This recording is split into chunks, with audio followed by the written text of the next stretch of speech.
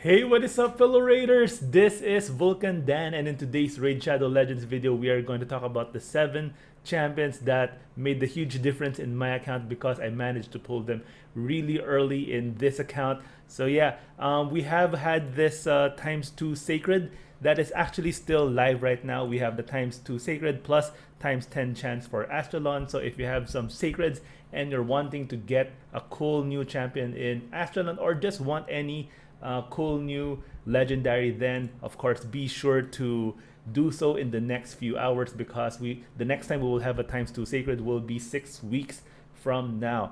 All right, so and if you have already pulled your sacred shards in this event, so you might have gotten some cool new epics, some nice legendaries. So yeah, I'm going to share some of the epics and legendaries that I myself pulled very early in my account that made a huge difference, that basically shaped my account the way it is right now. And yeah, if you are a free-to-play player or just a casual player of Raid Shadow Legends, then you might want to subscribe to my channel because I upload daily and I give you free-to-play friendly guides and content.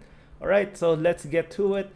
My first champion that I want to share that I pulled really early in my account is this guy right here, Seeker. And I actually really love the aesthetics on this champion right here. Looks like a bat with this helmet that looks like a sword. So, but he doesn't use it in battle. He just uses his claws. But yeah, really love the art design on this one.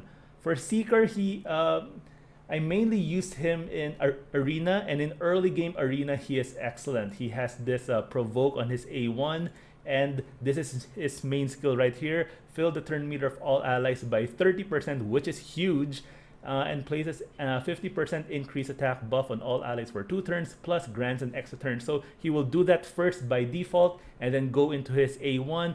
I like to target the enemy speed booster, which is usually at this point it's high Katoon. So yeah, so if you provoke high Katoon and you're faster than high Katoon of the enemy, then you can of course stop that champion from boosting the turn meter of their team, and you can go first and nuke them down.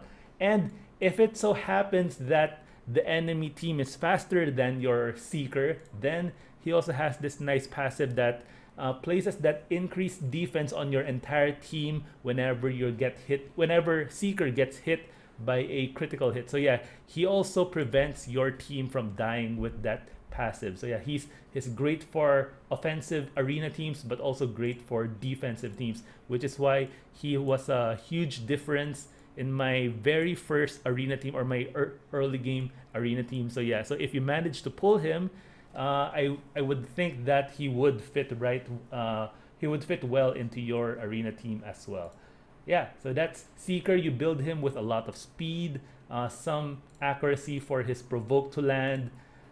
You can build him with some attack, but for myself, I build him with a lot of defense, some HP. But yes, he does hit decently hard. So if you want to go that route, you can do so. But the main stat that you should focus on is speed for Seeker. All right, so that's number 1, Seeker.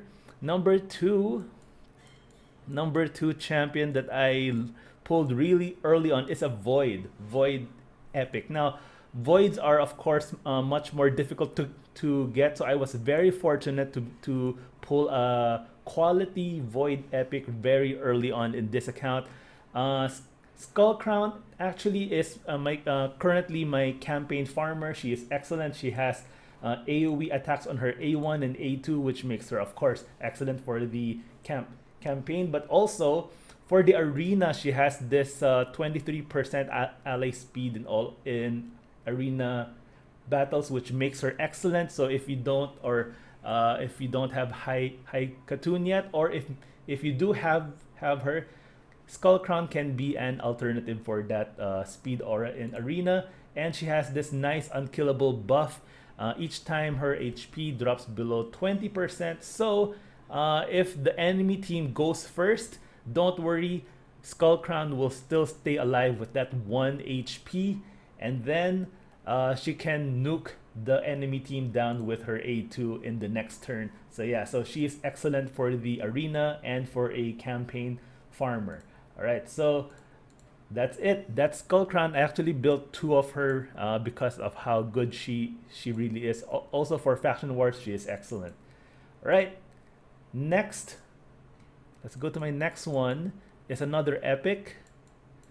Skullcrusher. All right, so Skullcrusher, I managed to pull him also very early in this account.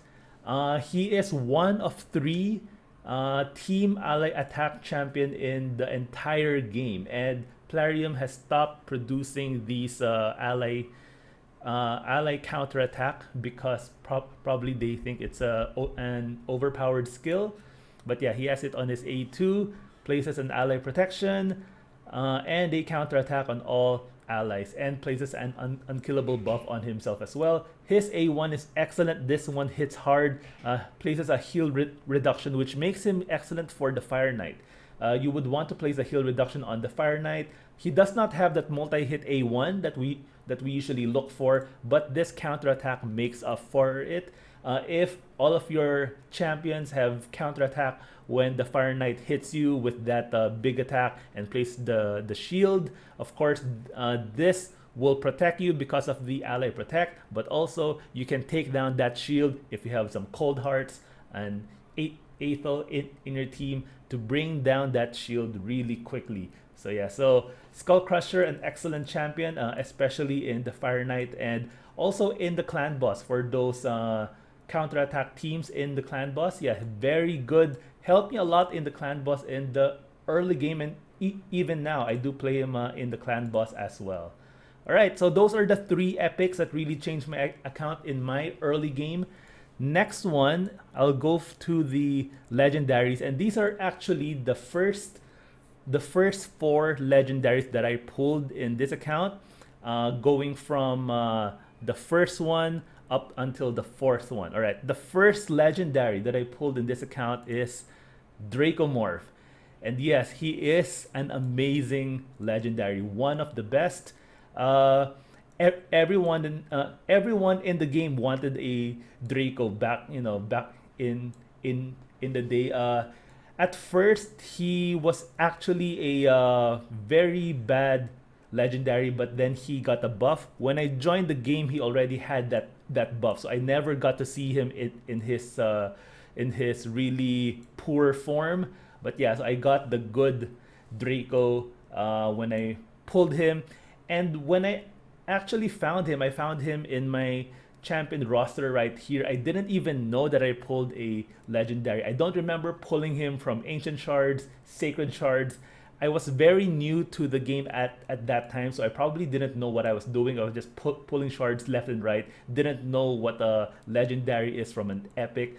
But I was looking at my champions, and then I saw, of course, you have those blue champs right here, which is the rares. You have these purple or pinkish champs here for the epics, and then I saw this one that had a gold border, and I was like, I didn't know what a legendary looked like at that time, and at first Dracomorph looked like a pet. When you're playing World of Warcraft, all of those games, if someone is on all fours, it actually looks like a pet, and the other champs are of course walking on two legs. So when I got this, I actually thought it was a pet, but then I saw the legendary tag. I was like, oh, so this is what a legendary champion looks like. So it was my first one. I was very new to the game, and but yeah, I was very fortunate to have him, and he's an excellent champion.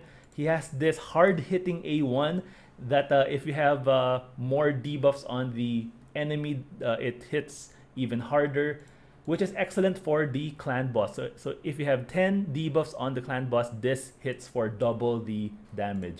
He has this 4 random hitter that places poisons on each hit, which is also excellent for the clan boss. And he has this AoE weaken and decrease defense, which is also another clan boss staple. So yeah, so everyone had or if anyone had a Draco, most often than not he would be in their clan boss team. So that's how good he is. In the early game, I use him in the clan boss, I use him in all of my dungeon teams, And also, I use him in Arena because of this weaken and decrease defense. Later on, I will tell you I will share with you my early game Arena team. It was a lot of fun. I don't use it now, of course, because I have better champs, but that team was excellent. So yeah, so that's Draco, my very first legendary. Next one is this gal, Ray. And Ray, we don't see her a lot in the recent days. I don't see her in Arena or in Doom Tower Waves or bosses, but she is actually a very good legendary. She has AoE on all of her skills, A1, A2, A3. She hits really hard. She has a decreased defense AoE on her A1, an A2 that hits very hard, and an A3 with freeze that also hits hard. So you have to build her with a lot of speed, crit, attack, accuracy. She also has this 33%, which is huge, ally speed aura for the dungeon. So I put her in all of my dungeon teams as the lead because this 33% is very big. It's basically plus 1/3 of the speed of all of your champs for the dungeons, in Ice Golem, Fire Knight, Spider. And yeah, I also use her in my Arena team as well. And now I think I have mentioned all 4 of my Arena champs back in the early game. I used Skullcrown as my aura lead for that 23% Arena speed aura. And then my fastest champ would be Seeker. So Seeker would boost the turn meter of all of my champs. And then Draco would go second. Draco would place the AoE weaken and decrease defense, and then Skullcrown would go next, and with hit them with that A2, that hard hitting A2, and then Ray would finish them off if they're still alive with this A3, and if someone still managed to live through that, Ray would place that freeze, which would give my Skullcrown another turn, and of course Ray would finish them off with this A2. So it's a very fun Arena team. That was what I used to play around with back in I think probably silver or gold. I don't know, gold 1, 2, or 3. But yeah, it was a very fun team. So but these are of course very lucky pulls. So I hope that you got your lucky pulls in the ×2 Sacred Shard that's happening right now. All right, so that's Ray is my second legendary. My third legendary that I pulled is Vizier. Now, Vizier is excellent for one area in the game, and that is Clan Boss. Not right now with all of the unkillable teams, but if you're not running an unkillable comp and just want to place a lot of debuffs, and it's a very traditional Clan Boss team, Vizier has this A1 that hits 3 times and has a 50% chance when book of increasing the duration of all debuffs by 1 turn. And even without books, even at a 35%, this is excellent because he is the best champion in the game that will increase the duration of debuffs on the enemy, because this is all. Every single debuff will increase by 1 turn, and this can potentially increase all debuffs by 3 turns on a single attack, because this hits 3 times. All right, so using him in Clan Boss, you can see the weakens, the poisons, the HP burns go up to 50 turns because he is increasing those every single time. Now, if you're facing against a Spirit Affinity Clan Boss, this will not work as good as as Force or Magic, but it can still work. But you might need to make sure that he's doing his A1 all of the time, and you might want to disable his A2 and A3. You just really want his A1, and make sure that you have the Giant Slayer tier 6 mastery on him to crank out those extra damage. So yeah, Vizier, excellent Clan Boss team, but if you're endgame right now and you're watching this, you probably have an unkillable comp, so he's not of much use. But yeah, if you're not, Vizier is definitely a great legendary for the Clan Boss. Now, my fourth legendary that I pulled in this account, and probably really the biggest game changer, because this champ enabled me to complete dungeon 20 for everything. And that was during the time when we didn't have stage 25 for dungeons, so the maximum was stage 20. This champ, after I pulled her and I built her, I was able to finish 20 for every single one. I put her in every single one of my teams. Let's see if I can find her. Where's it? There you go. Duchess. Yes, Duchess was my fourth legendary in this game, and she is one of the best legendaries in Raid Shadow Legends. Because of this passive, she reduces the amount of damage that you take from AoE skills by 25%, 15% from bosses, plus she will protect you by placing this perfect veil and block debuff, and also make her team attack or make her team hit harder with this 50% increase attack. And plus she has an AoE revive on a 4-turn cooldown, will revive all of your champions with 70% HP, plus a veil, plus continuous heal. So she is amazing. And her A1 is not bad at all. She places a shield for herself and for the ally with the lowest HP. So 2 shields on 1 attack on her A1. So she is definitely one of the best champions in this game in keeping your entire team alive. And she has this all battle speed aura by 19%.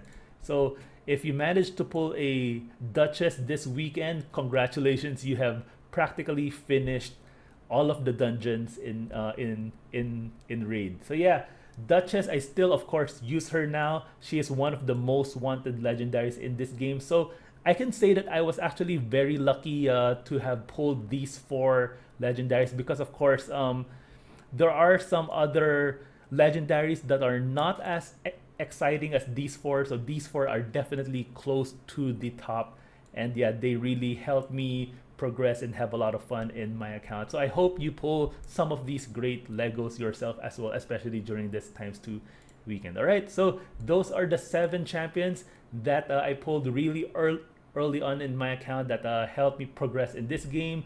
So do you have that champion, that epic or legendary that you really love, that you place in all of your teams? So let me know in the comment section down below. All right, so I hope you found this useful. Thank you guys for watching, and I'll see you guys in my next video.